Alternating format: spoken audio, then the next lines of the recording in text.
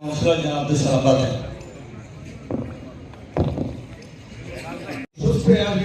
আমরা এখানে তো অনুষ্ঠান করছি যে কথা আমরা বাড়িতে আমরা যখন নিজেরা করতে পারবেন এবং ইনশাআল্লাহ আমি আমাদের বিশ্বাস দেশের এই রাজনীতি পরিস্থিতিতে দেশ অভিভাবক সময় করবে আল্লাহ জনগণ উত্তরণে সেখানে দেশের যখন ফলায় দিয়ে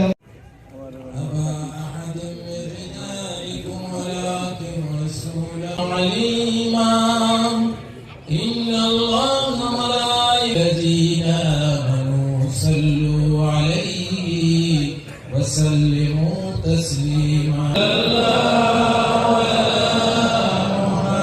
আমাদের দোয়াটুকু কবুল ও মঞ্জুর করে নাও ইয়া রাদিয়া জনাব তারেক রহমান আজারি গন্ডিসি মায়ের কাছে আসবে তুমি তাদেরকে জান্নাতুল ফেরদৌস নসিব করো মৃত্যুকালে জারি করে রাখি আমাদের মুখে লা ইলাহা। আমরা দীর্ঘদিন অনুসরণ করে এই দল করছি, এই দেশের রাজনীতি করছি, সমাজনীতি করছি, সমস্ত কিছু তাকে অনুসরণ করে তার নেতৃত্বে আমরা করেছি।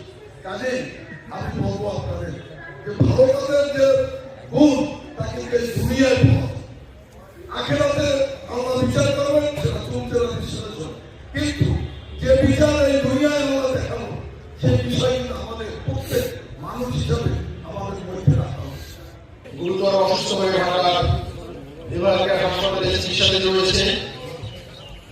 কয়েকদিন পর্যন্ত সমগ্র দেশে সর্বস্তরের মানুষ 18 কোটি মানুষ অত্যন্ত উদ্বেগকর সাথে দিনাতিপাত করছে আমাদের জন্য। সর্বস্তরের মানুষ যে যার ধর্ম মতে প্রার্থনা করছে তার সৃষ্টিকর্তার কাছে আমাদের দেশের এই আশীর্বাদ কামনা। এই কামনা আজকে বাংলাদেশের গণ্ডি পেরিয়ে এশিয়া মহাদেশ থেকে ইউরোপ থেকে আফ্রিকা থেকে অস্ট্রেলিয়া পর্যন্ত পৃথিবীর প্রায় 200 দেশে আমাদের দেশ থেকে জন্য দোয়া অনুষ্ঠিত হচ্ছে। আমরা যেন একজন অভিভাবককে না হারাই। বাংলাদেশের অভিভাবক সারা বিশ্বের